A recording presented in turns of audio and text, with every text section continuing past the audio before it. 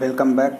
ओम Krishna academy में आप सभी लोगों का स्वागत है। मैं प्रेम आप सभी का स्वागत करता हूं। चलिए आज का अपना टॉपिक स्टार्ट करते हैं। कल हमारा टॉपिक जो साइंस में छूटा था सेंट्रोसन, यहीं से आज हमारा टॉपिक स्टार्ट होगा सेंट्रोसन। इसके पहले हमने अभी जो कुछ भी पढ़ा वो था। तो चलिए सेंट्रोसोम, पहला चीज सेंट्रोसोम, इसका मुख्य कारण माने सेंट्रोसोम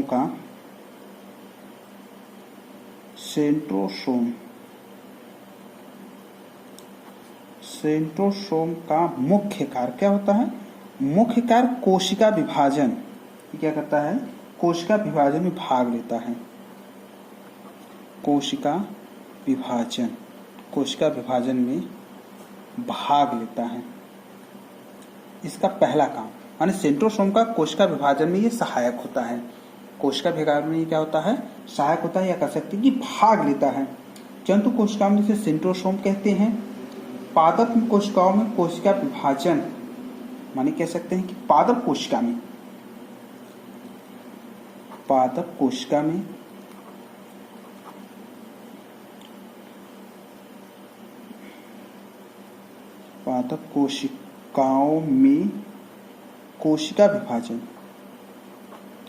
कोशिका विभाजन करने वाले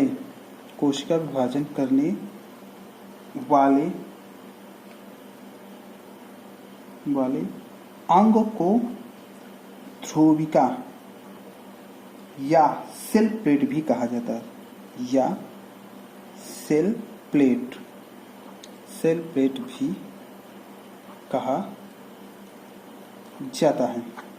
ठीक है, माने सेंट्रोसोम का मुख्य काम है कोशिका विभाजन में भाग लेना, और यह भाग लेता है और कोशिका विभाजन को संपन्न करता है। और अगर पादप कोशिकाओं में अगर इसकी हम बात करें तो पादप कोशिका में जब ये भाग लेता है इसको ध्रुविका या सेल प्लेट के नाम से भी जाना जाता है। और कह सकते हैं कि कोशिका विभाजन के कोशिका भित्ति से बनी ये सेल प्लेट होती है। इसकी खोज माने सेंट्रोसोम की खोज टी पावेरी नामक वैज्ञानिक ने की थी। टी पावेरी नामक वैज्ञानिक ने की। ठीक, इसके बाद हमारा अगला टॉपिक है लाइसोसोम।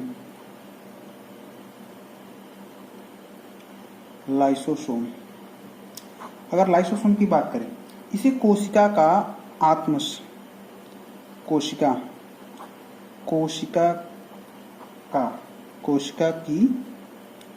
की आत्महत्या शैली भी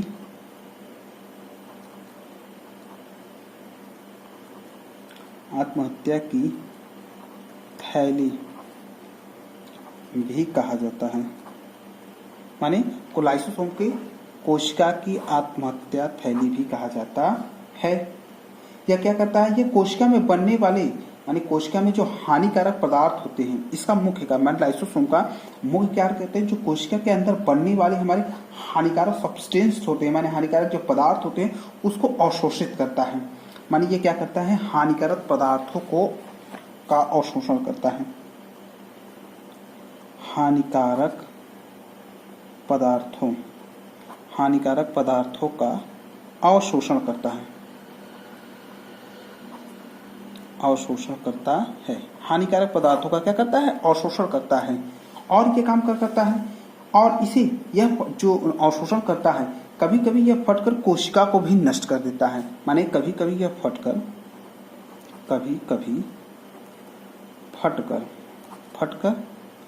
यह कोशिका को नष्ट कर देता है।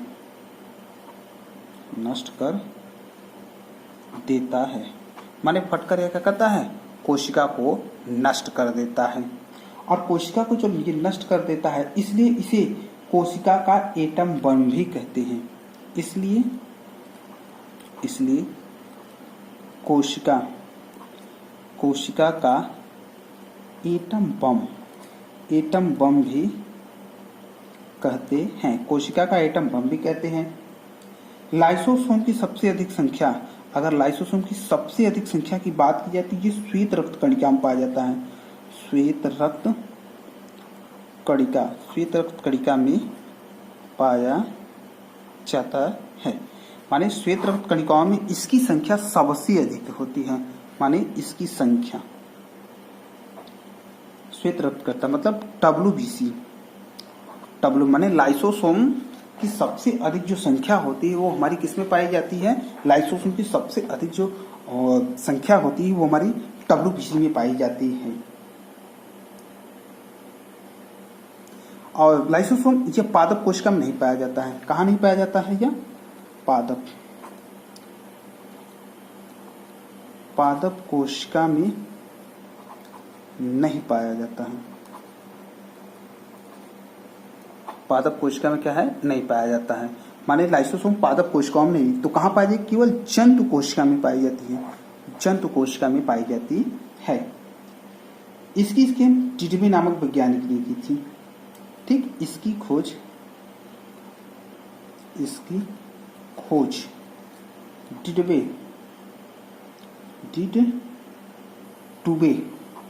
डिडबे नामक वैज्ञानिक ने की थी।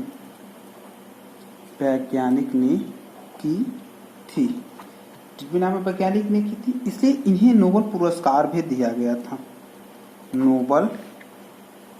नोबेल पुरस्कार भी दिया गया था। ठीक, लाइसोसोम में इतनी ही जानने वाली चीज आपको है। देखो लाइसोसोम पहला इसमें होगा कि लाइसोसोम को आत्महत्या की थैली माने कोशिका की आत्महत्या थैली भी कहा जाता है। लाइसोसोम को कोशिका की आत्महत्या थैली भी कहा जाती है। ये क्या काम है इसका? लाइसोसोम का हानिकारक सब्सटेंस, जो हानिकारक पदार्थ होते हैं उसको क्या करता है? इसका ये अवशोषण कर लेता है। हानिकारक पदार्थों का अवशोषण करता है। इसलिए जब ये अवशोषण करता है तो कभी कभी ये फट कर कोशिका को ही नष्ट कर देता है। अब जब कोशिका को नष्ट करता है इसलिए इसे कोशिका का एटम बम भी कहा जाता है। क्वेश्चन पूछा जाएगा कोशिका का एटम बम किसे कहा जाता है? तो कोशिका का एटम बम लाइसोसोम को कहा जाता है। ये आपका टॉपिक यहाँ जो है कोशिका का एटम बम लाइसोसोम का कहा जाता है। आत्महत्या की थैली किसे कहा जाता है? और इसके बाद इसकी संख्या किसमें सबसे ज्यादा पाई जाती है? ये 3 क्वेश्चन खोज भी पूछता है। तो आप यहाँ से 4 क्वेश्चन, एक हानिकारक पदार्थों का भी शोषण करता है। तो पहला हमारा टॉपिक क्या हो गया कि लाइसोसोम जो होता है उसे आत्महत्या की थैली कहा जाता है। क्या कहा जाता है? आत्महत्या की थैली कही जाती है। दूसरा इंपॉर्टेंस क्या है? यह हानिकारक पदार्थों को क्या करता है? लाइसोसोम हानिकारक पदार्थों को अवशोषण करता है। और इसके साथ यह जब अवशोषण करता है तो कभी कभी ये इसकी झिल्ली जो होती है फट जाती है। और जब ये फट जाती है तो ये फटने के कारण इसे कोशिका का एटम बम भी कहा जाता है। इसकी संख्या लाइसोसोम की सबसे अधिक संख्या की बात की जाए तो लाइसोसोम की सबसे अधिक संख्या WBC में पाई जाती है। किसमें पाई जाती है? WBC में पाई जाती है। और इसकी खोज किसने की थी? इसकी खोज डिडबे नामक वैज्ञानिक ने कही थी।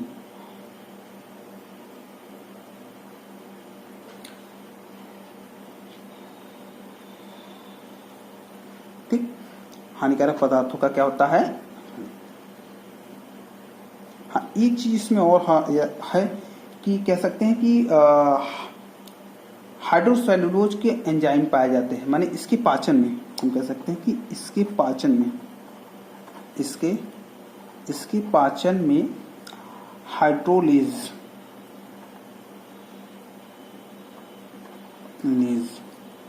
एंजाइम पाए जाते हैं। तो मेनली लाइसोसोम का ये सब क्वेश्चन आपके एग्जाम में पूछे गए हैं। आत्महत्या की थैली किसे कहा जाता है? कोशिका का एटम बम किसे कहा जाता है? श्वेत रक्त कणिका माने WBC में किसकी संख्या सबसे ज्यादा पाई जाती है? लाइसोसोम की।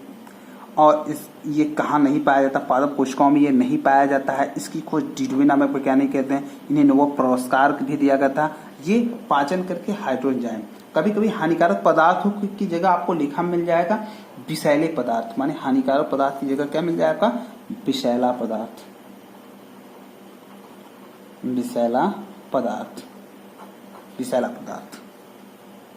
ये इतना और आत्महत्या की अगर समान मृत्यु होती है तो उसे ऑटोफैगी कहते हैं। ठीक, आत्महत्या की माने कोशिका जो होती है उसकी सामान्य मृत्यु होती है, जब कोशिका की सामान्य मृत्यु,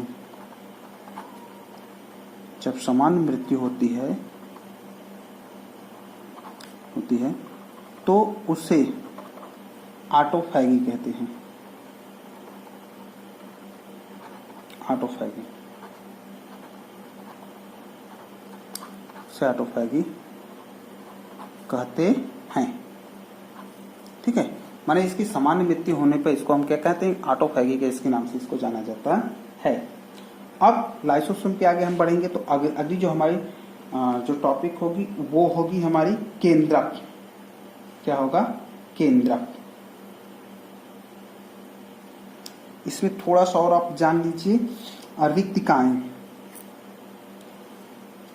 रिक्तिका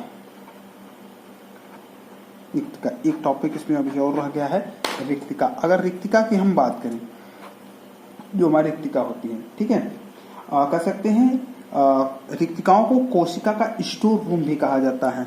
रिक्तिका को कोशिका का स्टोर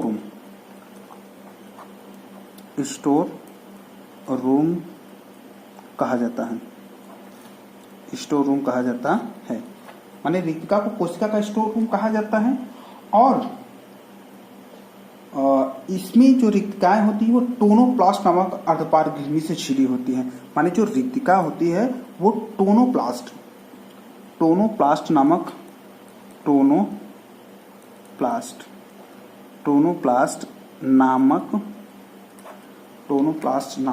रिक्तिका से क्या होता है, ये घिरा रहता है नामक अर्धपारगम्य झिल्ली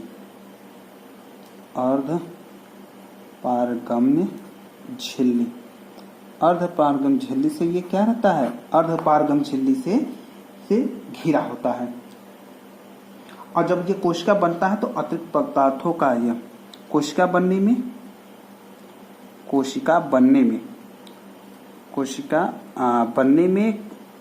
अतिरिक्त पदार्थों का संग्रहण करता है। अतिरिक्त पदार्थों का संग्रहण करता है। अतिरिक्त पदार्थों का क्या करता है, अतिरिक्त पदार्थों का संग्रहण करता है। ठीक, तो रिक्तिका को हम कोशिका का स्टोर रूम कहा जाता है। टोनोप्लास्ट जो ये होती है, इसकी झिल्ली टोनोप्लास्ट नामक अर्धपारगम्य झिल्ली से बनी होती है। और कोशिका बनने में ये अतिरिक्त पदार्थों को क्या करता है, अतिरिक्त पदार्थों को एब्सॉर्ब करता है। अब हेडिंग है हमारी अगली केंद्रक।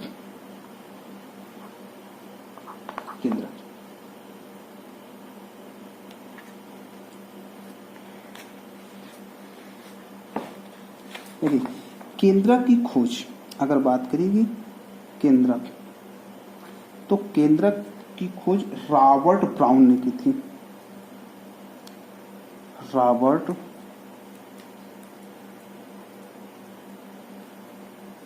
ब्राउन ने की थी। ये 1831 में इन्होंने खोजा था केंद्रक कुछ था, और इसको इन्होंने 4 भागों में बांटा। ठीक है, कितने भागों में, 4 भागों में बांटा। पहला केंद्रक कला, न्यूक्लियर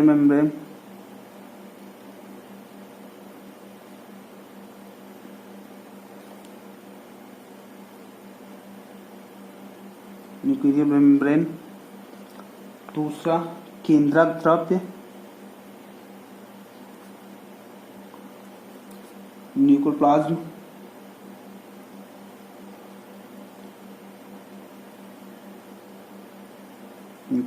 तीसरा केंद्रिका,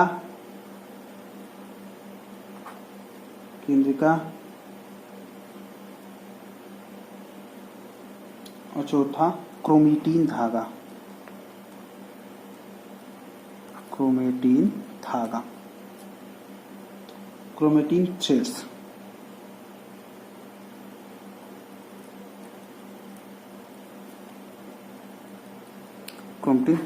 तो इसको इन्होंने कितने भागों में बांटा, इसको इन्होंने 4 भागों में बांट दिया, केंद्रक को 4 भागों में बांट दिया। और केंद्रक को सेल का नियंत्रणकर्ता भी कहा जाता है, माने इसे सेल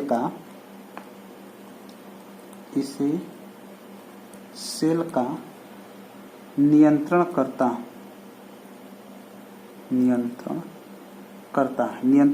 के नाम से जाना जाता है, नाम से जाना जाता है। ठीक है, इसके केंद्र के नाम से भी इसको यह जाना जाता है।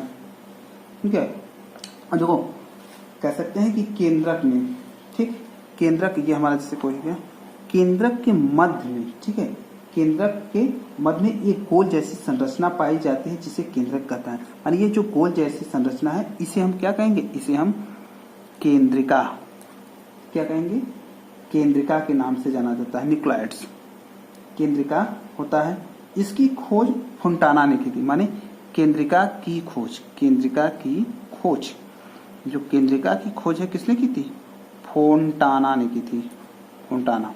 तो अगर क्वेश्चन पूछा कि केंद्रिका की खोज किसने की, तो केंद्रिका की खोज फोंटाना की थी। अब इसके बाद एक वैज्ञानिक आते हैं बोमेन, 1840 में एक वैज्ञानिक बोमेन ने इसे न्यूक्लियस नाम दिया, माने इसको क्या नाम दिया, न्यूक्लियस।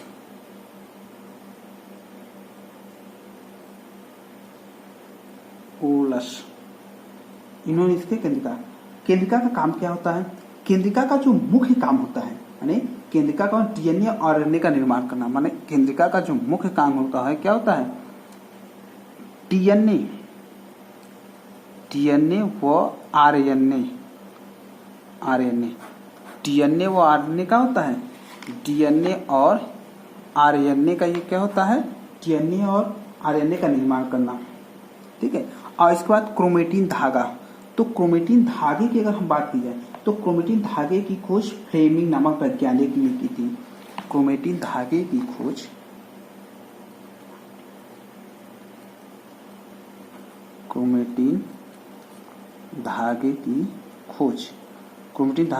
किसने की थी, फ्लेमिंग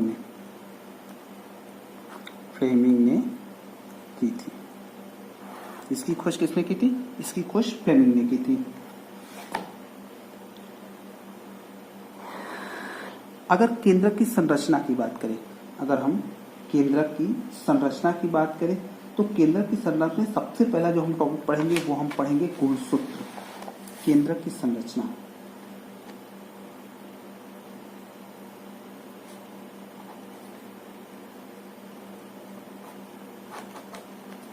केंद्रक की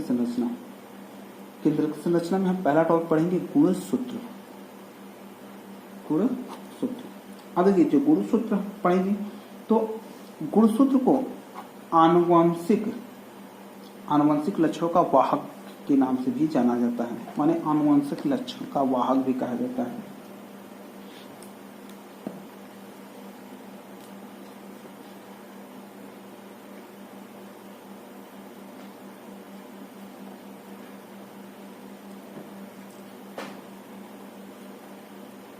इन्हें आनुवंशिक लक्षणों का वाहक भी कहा जाता है।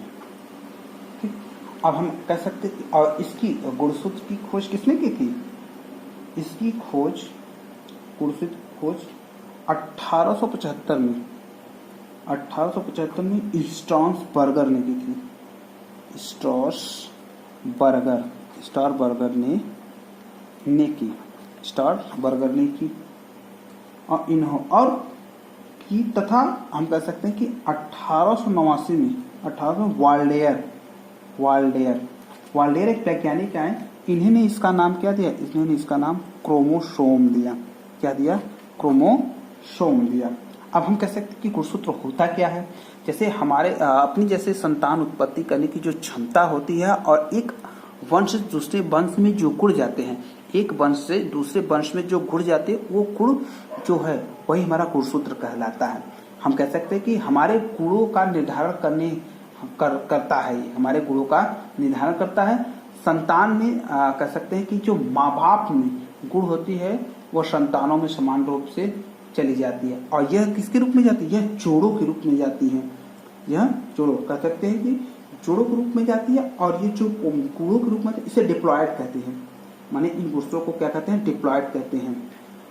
और यह 23 जोड़ माने मनुष्य में जो गुणसूत्रों की संख्या होती है, मनुष्य में गुणसूत्रों की संख्या, गुणसूत्रों की संख्या, अगर गुणसूत्रों की संख्या की बात करें तो ये 23 जोड़ा पाया जाता है। कितना पाया जाता है, 23 जोड़ा, माने गुणसूत्रों की संख्या जो होती है वो 23 जोड़ा गुणसूत्र पाए जाते हैं। और ये जो गुणसूत्र होते हैं इसी निर्धारित में, और ये 23 गुण जोड़े माने 23 माँ बाप के 23 और 23 अलग अलग होता है, माने ये जोड़ा 23 जोड़ा मतलब कुल 46 गुणसूत्र पाए जाते हैं। कितने पाए जाते हैं, 46 गुणसूत्र हमारे पाए जाएंगे। और इसे आनुवंशिक क्या कहते हैं, आनुवंशिक लक्षणों का वाहक भी कहा जाता है।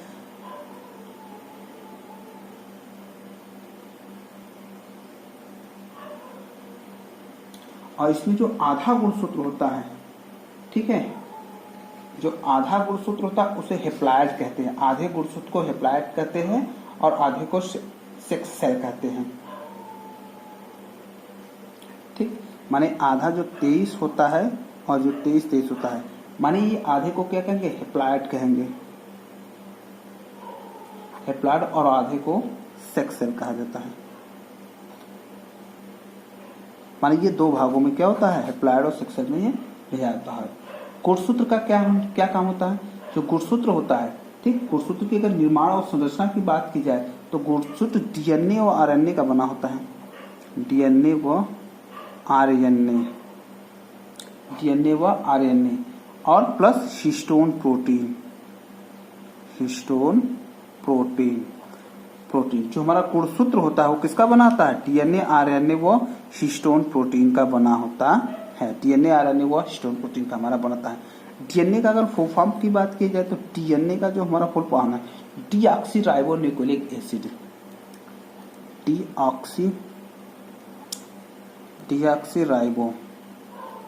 डीऑक्सीराइबो न्यूक्लिक एसिड, ठीक। और आरएनए राइबोन्यूक्लिक एसिड, नाइबो एसिड, ये होगा डीएनए और आरएनए, हिस्टोन प्रोटीन का बना होता है, ठीक। और वाल्डेयर और गुणसूत्र का जो मॉडल दिया था, कह सकते हैं गुणसूत्रों का मॉडल, गुणसूत्रों का मॉडल, अगर गुणसूत्रों का मॉडल की बात की किसने दिए थे, वो इलियोग्राम ने दिए थे। इलियोग्राम नामक वैज्ञानिक ने इसकी कह सकते कि संरचना का दिया गया था। अब देखिए गुणसूत्र है, एक बार इसको फिर से हम रिवीजन करते हैं। देखिए गुणसूत्र होता है, गुणसूत्र आनुवंशिक लक्षणों का वाहक कहा जाता है। इसकी खोज 1850 स्टार्न्सबर्ग ने की थी, और जब 1889 आया तो इसका जो वाल्डेयर एक वैज्ञानिक है, इन्होंने क्रोमोसोम, इसका नाम क्रोमोसोम दिया। और मनुष्यों में कुल 23 जोड़ा गुणसूत्र पाया जाता है, जिसमें 23 सेक्सुअल होता है और 23 हेप्लॉयड के रूप में होता है।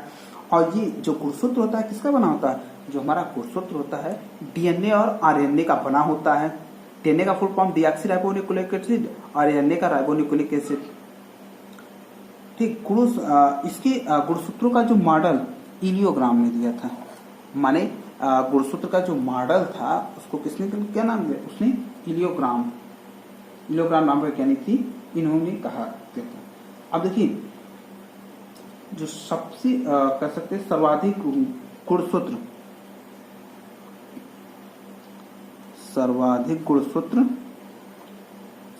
गुणसूत्र हमारा ओला केन्या में पाया जाता है, ओला केन्या। और सबसे कम कह देंगे, सबसे कम जो हमारा गुणसूत्र पाया है एशिया में पाया जाएगा।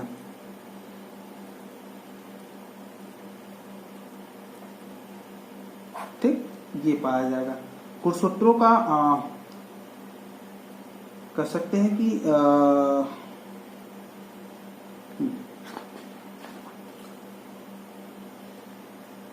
ठीक, ओके। आपको गुणसूत्र में इतना ही जानने लायक है, इतनी ही अगर आप पढ़ लेंगे तो गुणसूत्र से कोई भी क्वेश्चन आएगा, आपका कोई भी गुणसूत्र से क्वेश्चन। पहला, इसे आनुवंशिक लक्षणों का वाहक कहा जाता है। इसकी खोज स्पर्म के वार्ले ने इसका नाम क्रोमोसोम दिया। मनुष्य में गुणसूत्र 23 पाई जाती है, ठीक है, और 23 पाई जाती है।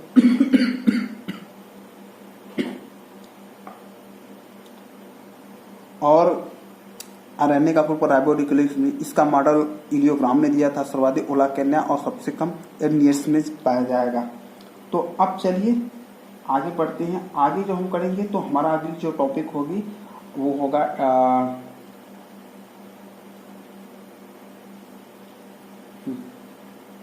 अच्छा, डीएनए के विषय में हम थोड़ा सा और देख लेंगे। जब यहाँ डीएनए का टॉपिक आया है तो डीएनए के विषय में हम क्या करते हैं, तो थोड़ा सा देखें। इसका हमने फुल फॉर्म बता दिया कि डीएनए होता क्या है, डीऑक्सीराइबोन्यूक्लियोटाइड। डीएनए की अगर खोज की बात की जाए, डीएनए की खोज स्विस के वैज्ञानिक फ्रेडरिक मिशर द्वारा की गई थी। किसके द्वारा की गई थी? फ्रेडरिक मिशर के द्वारा की गई थी। फ्रेडरिक मिशर के द्वारा डीएनए की खोज की गई थी। फ्रेडरिक मिशर के द्वारा डीएनए की खोज की गई थी। और कह सकते हैं कि इसकी जो संरचना थी, माने डीएनए की संरचना, ठीक, डीएनए और आरएनए की संरचना और मॉडल, ठीक है, डीएनए की संरचना व मॉडल की बात की जाए, मॉडल, तो वाटसन और क्रिक, किसने? वाटसन और क्रिक ने इसको दिया। और ये जो होती है, ये क्या होती है? इसके अनुसार जो डीएनए हमारा होता है रुद्री कुंडली आकार की जैसी संरचना होती है। इसमें कई सारे न्यूक्लियोसाइड्स से मिलकर बना होता है, जिसे कह सकते हैं। इसके कारण इन्हें 1962 में इनको नोबेल पुरस्कार दिया गया था। माने डीएनए की संरचना और कह सकते हैं कि मॉडल की जो चर्चा इन्होंने की थी, उसके अनुसार इन्हें, माने उसी के आधार पर इनको 1962 में इनको क्या दिया गया? नोबेल प्राइज से सम्मानित किया गया। किसको? वाटसन और क्रिक को। तो इसकी डीएनए की संरचना मॉडल किसने दिया? वाटसन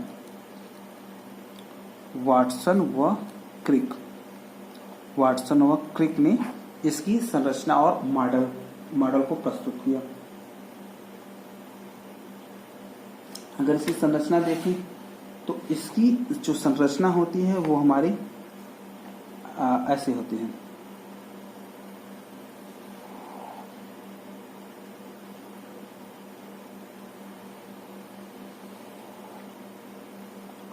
ऐसी संरचना इसकी पाई जाएगी, ठीक।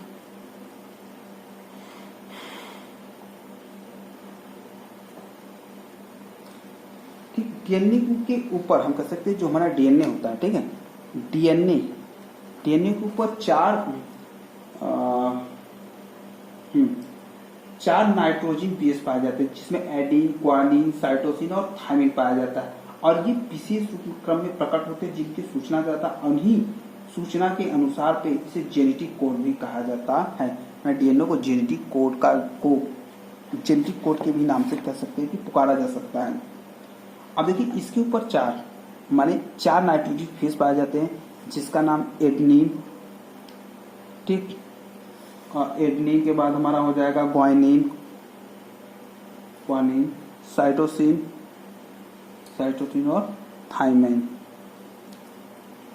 ये चार सूचना बताते हैं, और इन चारों को क्या कहा जाता है? जेनेटिक कोड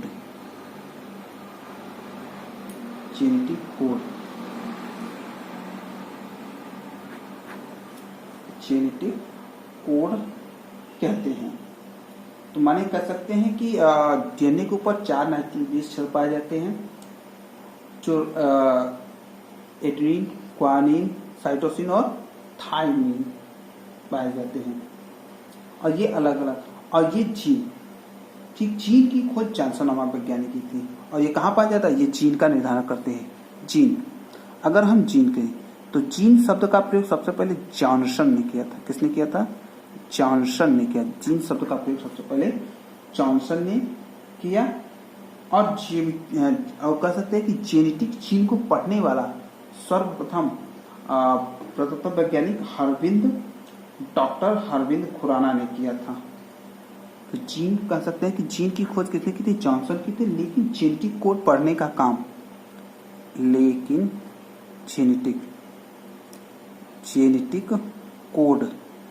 जेनेटिक कोड पढ़ने का काम डॉक्टर हरविंद खुराना, डॉक्टर हरगोविंद खुराना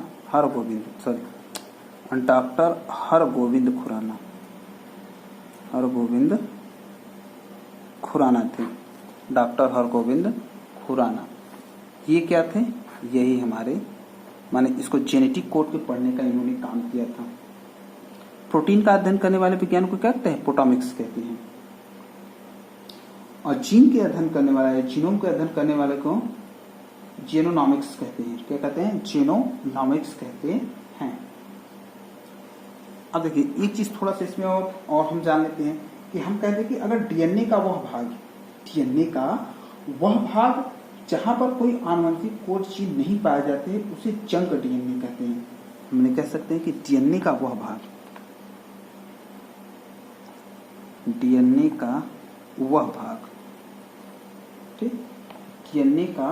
वह भाग जिस पर कोई आनुवंशिक कोड नहीं अंकित कहा होता है, जिस पर कोई आनुवंशिक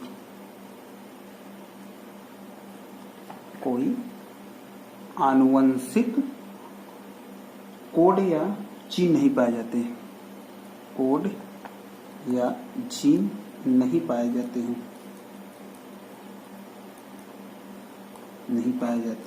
उसे हम क्या कहते हैं? उसे हम जंक डीन के नाम से जानते हैं। किसके नाम से जानते हैं?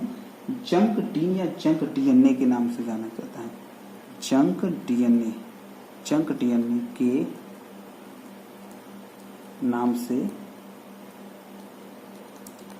जाना जाता है।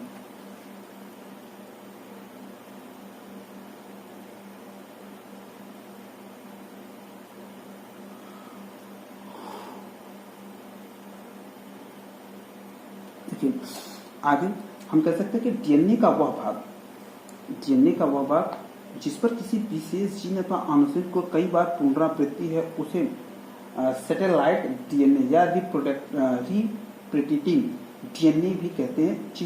कह सकते हैं कि कुछ जीन केंद्रक के बाहर भी पाए जाते हैं। ऐसे जीन जो बाहर पाए जाते हैं उनको हम प्लाज्मा कहते हैं। कह सकते हैं, फिर से एक बार सुन लीजिए आप। हम कह सकते हैं कि डीएनए का वह भाग जिस पे आनुवंशिक कोड नहीं पाए जाते उसे जंक डीन कहते हैं। डीएनए का वह भाग जिस पे किसी विशेष जीन अथवा आनुवंशिक कोड की पुनरावृत्ति बार बार हो जाती है, पुनरावृत्ति बार बार उसे हम सैटेलाइट डीएनए या रिप्लिकेटिंग डीएनए के नाम से जाते हैं। और कुछ जीन जो होते हैं केंद्र के बाहर पाए जाते हैं, कुछ जीन केंद्र के बाहर पाए जाएंगे, और जो केंद्र के बाहर पाए जाते हैं ऐसे जीन को प्लाज्मा जीन के नाम से जाना जाता है, या प्लाज्मन जीन के नाम से जाना जाता है। माइटोकॉन्ड्रिया में प्लाज्मन जीन कैसे कंट्रालेक्शन में पाए जाते हैं, और यह लवक में पाए जाने वाले जीन को प्लास्टाकोन्स जीन भी कहते हैं। माइटोकॉन्ड्रिया में प्लाज्मा जीन पाए जाते हैं, और जो ये प्लाज्मा जीन होते हैं कह सकते हैं कि लवक और जीन को प्लाज्मा जेनिक के नाम से जानता है। वर्तमान में 3 प्रकार के जीनों की अवधारणा की गई है। वर्तमान में कह सकते हैं 3 प्रकार के जीन। वर्तमान में 3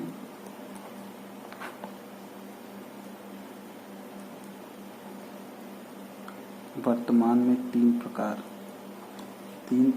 के जीन की अवधारणा पाई जाती है। यानी वर्तमान में 3 प्रकार के जीन की अवधारणा पाई जाती है। आरएनए, अगली टॉपिक हम पढ़ेंगे आरएनए। डीएनए हो गया, आरएनए। अगर आरएनए की फुल फॉर्म की बात करें तो हमारा आगे का राइबोन्यूक्लिक एसिड, राइबोन्यूक्लिक एसिड,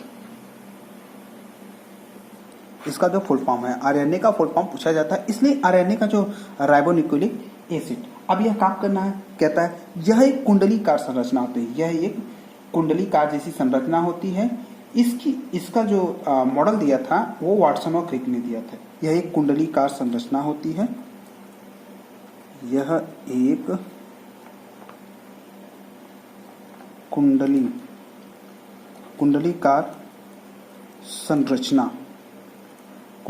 संरचना होती है। इसका जो मॉडल था, इसका मॉडल वाटसन व क्रिक ने दिया था। वाटसन और क्रिक ने इसका मॉडल दिया था। ये काम कैसे करता है? आरएनए जैसे कह सकते हैं कि आरएनए कई चीजों से मिलकर बना होता है। ठीक, जैसे आरएनए हम कह सकते कई चीजों से मिलकर, न्यूक्लाइड और फास्फेट से मिलकर बना होता है, और जो न्यूक्लाइड होता है राइबो शुगर नाइट्रोजनी क्षार से मिलकर, और जो नाइट्रोजनी क्षार होता है एडीन, ग्वाइन, साइटोसिन से मिलकर बना होता है। तो हम कह सकते हैं कि राइबोसोम जो होता है कई चीजों से मिलकर बना होता है। यह कई चीजों से मिलकर बना होता है। कई चीजों से मिलकर बना होता है। और ये किससे बना होता है? RNA nucleotide. अगर आरएनए की बात की जाए तो ये जो हमारा होता है ये न्यूक्लियोटाइड से मिलकर बना होता है।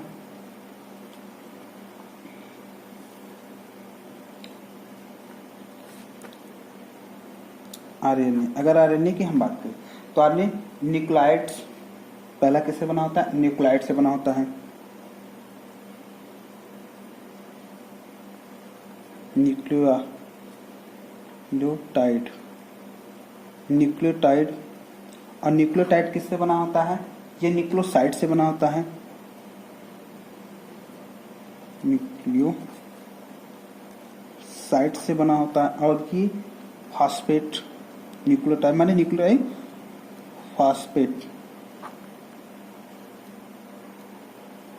फास्फेट से बना होता है।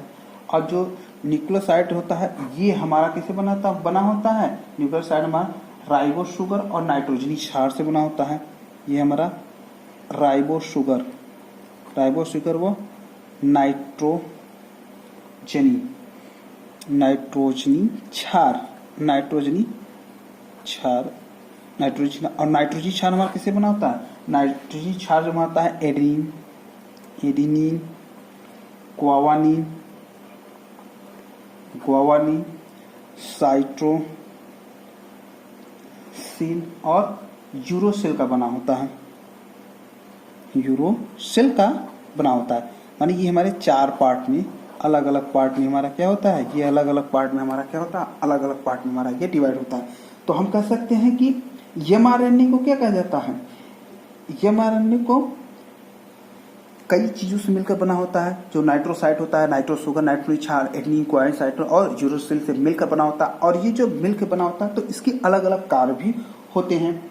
ये आरएनए का जो मुख्य कार्य है, अगर हम कहते हैं कि आरएनए का क्या काम है, तो आरएनए का जो मुख्य कार्य है, आरएनए का जो मुख्य काम है वह है हमारा सूचनाओं को आदान प्रदान करना। माने एक स्थान से सूचना को दूसरे स्थान तक पहुंचाना होता है। ठीक है, इसका मुख्य काम क्या होता है? सूचनाओं का आदान प्रदान करना। सूचनाओं का आदान प्रदान करना, कह सकते हैं कि एक स्थान से सूचना को दूसरे स्थान तक पहुंचाना है। एक स्थान से दूसरे स्थान तक सूचना को क्या करता है? सूचना को भेजता है। एक स्थान से दूसरे स्थान तक सूचना को क्या करता है? या भेज देता है। आरएनए कितने प्रकार का? आरएनए 3 प्रकार का होता है। आरएनए जो हमारा होता है वो कितने प्रकार का? ये 3 प्रकार का होता है। पहला एमआरएनए, mRNA, दूसरा होता है rRNA और तीसरा tRNA। ये हमारा 3 प्रकार। अब देखिए mRNA का क्या काम है। जो हमारा mRNA होता है इसको मैसेंजर के नाम से जाना जाता है। किसके नाम से? मैसेंजर के नाम से जाना जाता है। मैसेंजर के नाम से इसको जाना जाता है। और इसको कह सकते हैं कि कोशिका का कारीगर कहा जाता है। आरएनए को कोशिका का कारीगर कहा जाता है। और इसे टीआरएनए को कोशिका का मजदूर कहा जाता है। तो अगर हम बात करें mRNA, तो ये क्या करता है, डीएनए पे जो मैसेज लिखा होता है, डीएनए पे लिखे मैसेज को जीन के राइबोसोम तक पहुंचाता है। तो क्या कहते हैं कि डीएनए पर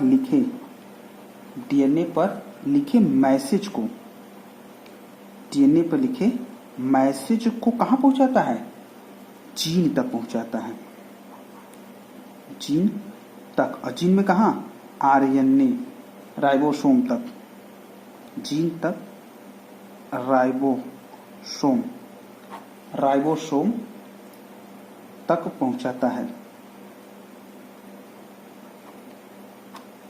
माने mRNA का जो मुख्य कार्य है, कि मैसेंजर काम करता है। जो डीएनए पर लिखा जो मैसेज होता है, डीएनए पर जो लिखा मैसेज होता है उसको कहाँ तक पहुंचाता है? उस मैसेज को यह राइबोसोम तक पहुंचाता है। तो सर राइबोसोम तक सूचना के आधार पर, अब देखिए आरएनए क्या करता है, तो राइबोसोम में जो सूचना होती है, राइबोसोम की प्राप्त सूचना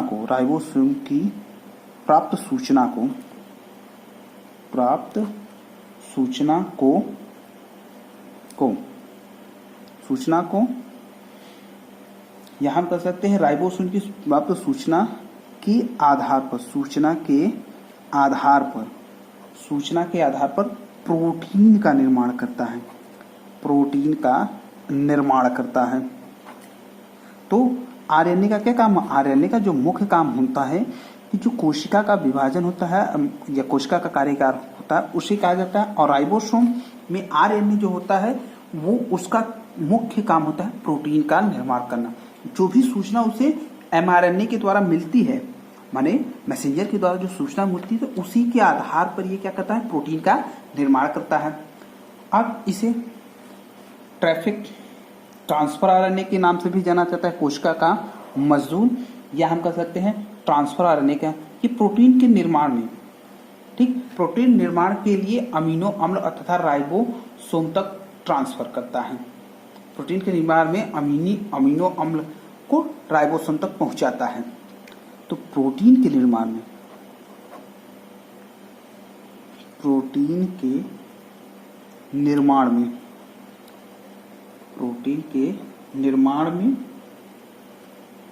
एमिनो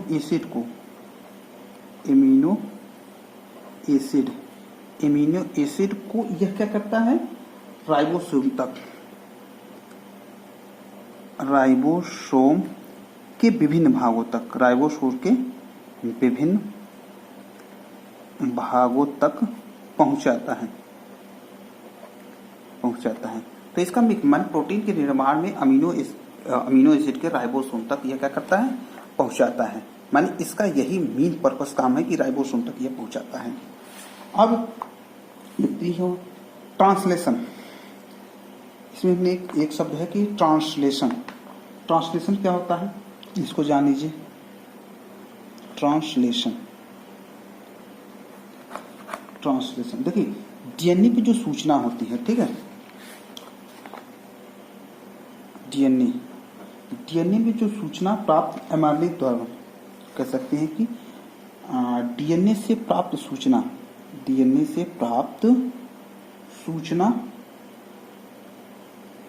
सूचना को आरएनए द्वारा राइबोसोम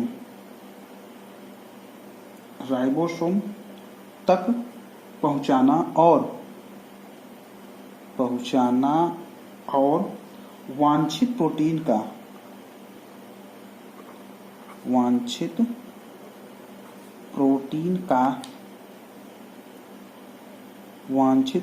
की प्रक्रिया को ट्रांसलेशन कहते हैं।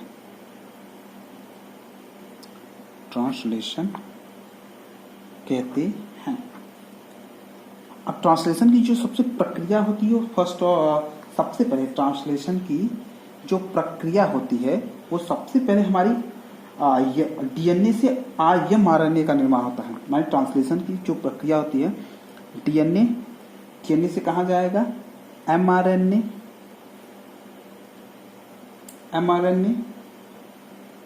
अब यह एमआरएनए से ये कहाँ तक जाएगा, आरएनए तक जाएगा, आरएनए तक जाएगा। आरएनए से ये क्या होगा, टीआरएनए का निर्माण करेगा। तो हम कह सकते हैं कि जो ट्रांसलेशन होता है डीएनए की सूचना के आधार पर,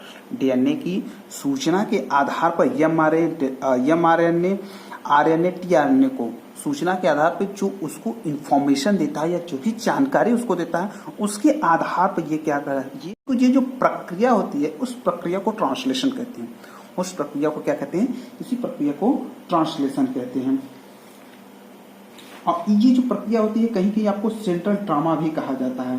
माने इस प्रक्रिया को कहीं कहीं सेंट्रल ड्रामा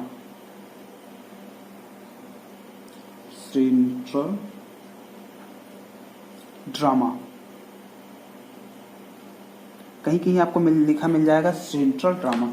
तो सेंट्रल ड्रामा के भी इसको नाम से जानते हैं। ट्रांसलेशन समझ में आया। हमारे ट्रांसलेट का मतलब है डीएनए पे जो सूचना लिखी होती है वो आरएनए दूसरे स्थानों तक, विभिन्न भागों तक जो पहुंचाने की जो प्रक्रिया होती है, विभिन्न स्थानों को जो पहुंचाने की जो प्रक्रिया होती है, उसे हम क्या कहते हैं, उसे हम ट्रांसलेशन कहते हैं।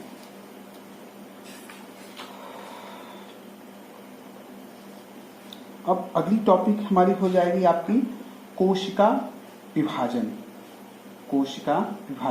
अच्छा, एक चीज और इसमें हम देख लेते हैं कि डीएनए आरएनए में क्या अंतर होता है। अगर अंतर की बात करेंगे तो थोड़ा सा डीएनए और आरएनए में हम विभाजन भी कर लेंगे और इनको अलग अलग देख भी लेंगे कि इनमें अंतर क्या होता है। तो कुछ चीजें अंतर हैं उसको भी जान लीजिए। इसके बाद हमारी जो टॉपिक होगी वो कोशिका विभाजन होगी। क्या होगी, कोशिका विभाजन। तो चलिए स्टार्ट करते हैं डीएनए आरएनए। ठीक, अगर डीएनए की बात की जाए, डीएनए और हम लिख दिया आरएनए, डीएनए और आरएनए। डीएनए की, अब देखिए डीएनए की जो प्रकृति होती है वो स्वयं की होती है। कैसी होती है, स्वयं की प्रकृति होती है। लेकिन आरएनए आवश्यक होने पर डीएनए से संश्लेषित किया जाता है। माने ये स्वयं होता है लेकिन आवश्यक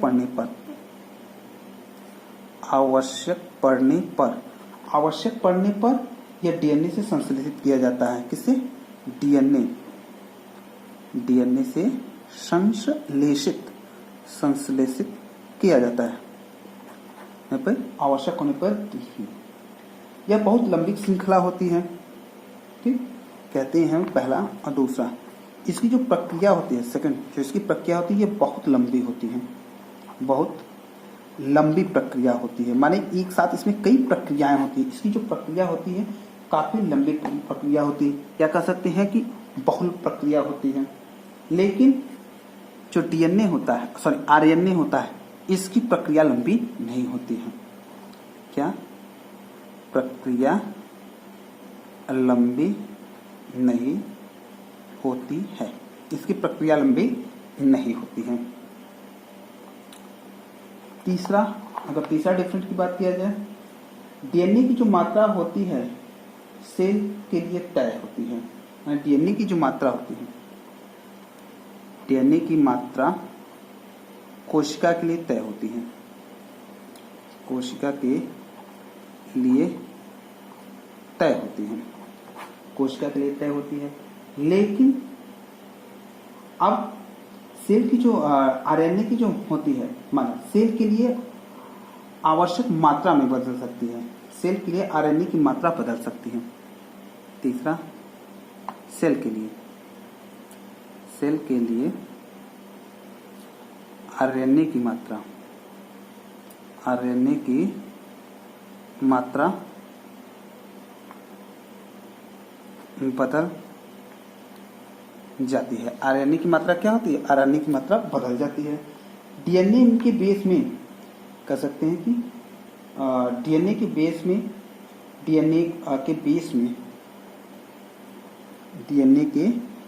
में एडेनिन, ग्वानिन, थायमिन और साइटोसिन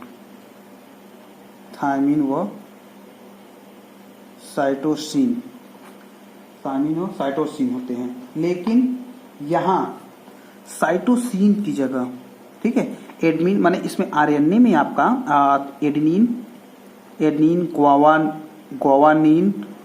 ग्वानिन और थायमिन तो पाया जाता है, लेकिन साइटोसिन की जगह यहाँ पे यूरोसिल पाया जाता है। थायमिन की जगह यूरोसिल पाया जाता है। डीएनए केंद्र में पाया जाता है। ये कहाँ पाया जाता है? ये हमारा केंद्र में पाया जाएगा,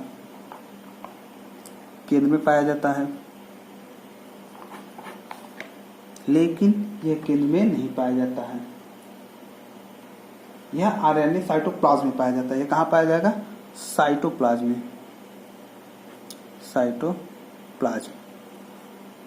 में पाया जाता है। तो ये मुख्य अंतर थे। तो चलिए आज की हम अपनी टॉपिक यहीं पे क्लोज करते हैं। जो हमारी अगली टॉपिक स्टार्ट होगी कोशिका विभाजन। तो अगला जो हमारा टॉपिक होगा कोशिका विभाजन से, हम अपने टॉपिक को कोशिका विभाजन से क्या करेंगे? स्टार्ट करेंगे। चलिए अभी तक हमने जितना पढ़ा उसका एक बार हम क्या कर लेते हैं, हम थोड़ा सा रिबैक कर लेते हैं। हमने पढ़ा सेंट्रोसोम तारक का है। सेंट्रोसोम का मुख्य काम क्या है? सेंट्रोसोम का मुख्य काम है कोशिका का विभाजन करना। इसे तारक काय के भी नाम से जाना जाता है। कोशिकाओं के विभाजन करने वाले को ध्रुवीय सेल या प्लेट भी कहते हैं। इसकी खोज कितने की थी? टी बाबेरी नामक वैज्ञानिक ने की थी। अगला टॉपिक हमें पता लाइसोसोम। इसे कोशिका की क्या कहते हैं? आत्महत्या की थैली भी कहा जाता है। लाइसोसोम यह विषैले पदार्थों का पाचन करता है। कभी कभी ये फट कर क्या कहता है? कोशिका को नष्ट कर दिया, इसलिए इसे कोशिका का एटम बम भी कहा जाता है। यह श्वेत रक्त कणिकाओं में सबसे ज्यादा पाया जाता है। लाइसोसोम श्वेत रक्त कणिकाओं में सबसे ज्यादा पाया जाता है। पादप कोशिकाओं में यह नहीं पाया जाता, जंतु कोशिका में ही पाया जाता है। माने लाइसोसोम हम कह सकते हैं केवल और केवल जंतु कोशिका में ही पाया जाता है। इसकी खोज डिडवे नामक वैज्ञानिक ने की थी और इसकी खोज के लिए इनको नोबेल पुरस्कार भी दिया गया था। और एक चीज और इसमें, यह पाचन में हाइड्रोलेज एंजाइम पाए जाते हैं। इसकी जो सामान्य माने कोशिका की जो सामान्य मृत्यु होती है उसे हम ऑटोफैगी के नाम से जाना जाता है। माने लाइसोसोम में कोशिका की जो सामान्य मृत्यु होती है उसे हम क्या कहते हैं? ऑटोफैगी के नाम से जाना जाता है। रिक्तिका को क्या कहा जाता है? कोशिका का स्टोर रूम भी कहा जाता है।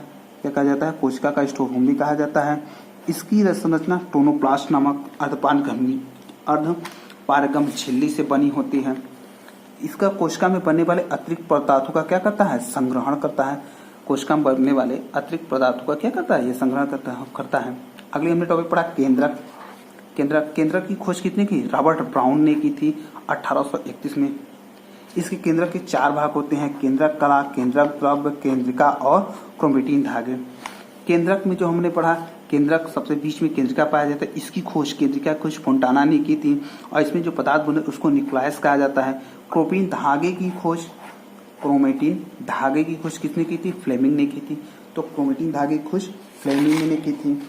इसके बाद हमने पढ़ा केंद्रक की संरचना। केंद्रक की संरचना, अगर केंद्रक की संरचना की बात की पढ़ा हमने पहला गुणसूत्र को आनुवंशिक लक्षणों का वाहक भी कहा जाता है। इसकी खोज किसने की थी? स्टॉन्सबर्ग ने की थी गुणसूत्र की खोज। और वाल्डेयर ने इसको क्रोमोसोम नाम दिया। मनुष्य में गुण जोड़ों की संख्या कुल 23 पाई जाती है। जोड़ों की संख्या 23 जोड़ा पाया जाता है, जो 23 अलग अलग रहते हैं। जो 23 रहता है, 23 जोड़े को हैप्लॉइड बोलते हैं और 23 जोड़े को सेक्सुअल कहते हैं। जो गुणसूत्र होता है वो किसका बना होता है? गुणसूत्र हमारा DNA plus RNA plus histone protein का बना होता है। माने डीएनए हमारा डीएनए, आरएनए और हिस्टोन प्रोटीन का बना होता है। डीऑक्सी, डीएनए का जो फुल फॉर्म ने बताया डीऑक्सीराइबोन्यूक्लिक एसिड। आरएनए का हमने फुल फॉर्म का राइबोन्यूक्लिक एसिड। गुणसूत्रों का जो मॉडल दिया वो इलियोग्राम ने दिया। गुणसूत्रों का जो मॉडल किसने दिया? इलियोग्राम में दिया। सर्वाधिक गुणों वाला गुणसूत्र उल्लेखनीय और सबसे कम एक्सक्रीनिया। डीएनए फ्रेडरिक मिशर के द्वारा इसकी संरचना और मॉडल दिए। डीएनए फ्रेडरिक मिशर के द्वारा खोजा गया था। और डीएनए की जो होती है संरचना का मॉडल वाटसन और क्रिक ने दिया। डीएनए का फुल फॉर्म होने वाला डीऑक्सीराइबोन्यूक्लिक एसिड। जेनेटिक कोड, इसे जेनेटिक कोड, डीएनए को जेनेटिक कोड से भी नाम से जाना जाता है। और डीएनए में एडेनिन, ग्वानिन, साइटोसिन और थाइमिन पाया जाता है। ये 4 एलिमेंट पाए जाएंगे। जीन शब्द का नाम, यानी जीन शब्द की खोज जॉनसन ने की थी, लेकिन इसके जेनेटिक कोड के जो पढ़ने का काम वो डॉक्टर अरविंद खुराना ने किया। ये भारतीय वैज्ञानिक थे। कौन थे? भारतीय वैज्ञानिक थे। डीएनए का वह भाग जिस पर कोई आनुवंशिक कोड लिया या जीन नहीं पाए जाते हैं, जब डीएनए के नाम से जाना जाता है यह। अब वर्तमान में हमने कहा कि ये 3 प्रकार के डीएनए की अवधारणा पाई गई है। 3 प्रकार की हमने इसके बाद पढ़ा आरएनए। अगर हम पढ़ा तो इसका फुल फॉर्म होता है राइबोन्यूक्लिक एसिड। एक कुंडलीकार संरचना होती है। ये राइबोसोम की एक कुंडलीकार संरचना होती है। इसका मॉडल जो दिया वाटसन और क्रिक ने दिया। ये कई चीजों से मिलकर बनी होती है। एडेनिन, ग्वानिन, साइटोसिन, कई चीजों से मिलकर बनता है। देखो न्यूक्लियोसाइड, फास्फेट, राइबोसोम, नाइट्रोजनी क्षार, एडेनिन, ग्वानिन, साइटोसिन और यूरोसिल, इसी से मिलकर बना होता है ये आरएनए का मुख्य काम क्या होता है? सूचनाओं का आदान प्रदान करता है। माने इसे कैसे कोशिका का ट्रैफिक हवलदार भी कहा जा सकता है। यह क्या प्रकार का होता है? ये 3 प्रकार का होता है। आरएनए हमारा 3 प्रकार का होता है। आरएनए जब 3 प्रकार का होता है, इसमें एमआरएनए मैसेंजर, एमआर को मैसेंजर बोला जाता है। आरएनए को कोशिका का कारीगर कहा जाता है और टीआरएनए को कोशिका का मजदूर के नाम से जाना जाता है। एमआरएनए करता क्या है? ये हमारे डीएनए पर लिखी हुई मैसेज को जीन तक पहुंचाता है। माने इसमें डीएनए में जो मैसेज लिखा रहता है उसको क्या करता है? जीन तक पहुंचाता है। कोशिका का कारीगर राइबोसोम से जो प्राप्त सूचना होती है, राइबोसोम की जो प्राप्त सूचना के आधार पर यह क्या करता है? प्रोटीन का निर्माण करना है। एमआरएनए द्वारा जो सूचना भेजी जाती है उसके आधार पर यह प्रोटीन का क्या करता है? निर्माण करता है। कोशिका का मजदूर, टीआरएनए को कोशिका का मजदूर। हमारे आरएनए के द्वारा जो भी इसको सूचना दी जाती है उसके आधार पर ये प्रोटीन का निर्माण में एमिनो एसिड और राइबोसोम्स के विभिन्न भागों तक पहुंचाता है। यानी कहने पर कोशिका का टीआरएनए को कोशिका का मजदूर कहा जाता है। यह विभिन्न भागों में पहुंचाकर उसकी प्रक्रिया को क्या करता है? पूरी प्रक्रिया को संपूर्ण कराता है। इसके बाद हमने पढ़ा ट्रांसलेशन। डीएनए पे जो सूचना होती है उसको सूचना के आधार पर एमआरएनए के द्वारा राइबोसोम तक पहुंचाना और वांछित प्रोटीन का निर्माण की जो प्रक्रिया होती है उसे हम क्या कहते हैं? ट्रांसलेशन।